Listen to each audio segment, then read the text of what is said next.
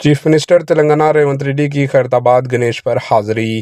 Ganesh festival की पेश नज़र शहर हैदराबाद के खैरताबाद के सबसे बड़े गणेश मंडपम पर चीफ मिनिस्टर रेवंत रेड्डी, दीपा दास मुंशी, एमपी अनिल कुमार यादव, खैरताबाद के एमएलए दानम नागेंद्र, खैरताबाद कारपोरेटर विजयक्का के साथ शिरकत की और खुसूसी दुआएं की गई।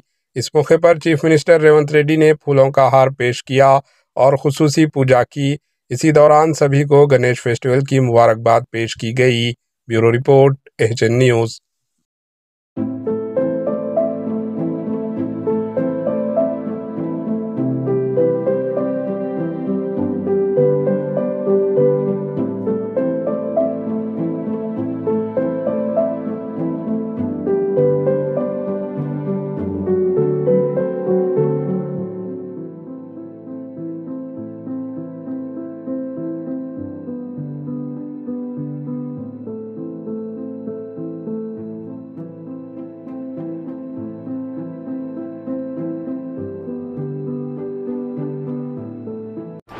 एचएन न्यूज़ को लाइक करें, शेयर करें और सब्सक्राइब करना ना भूलें।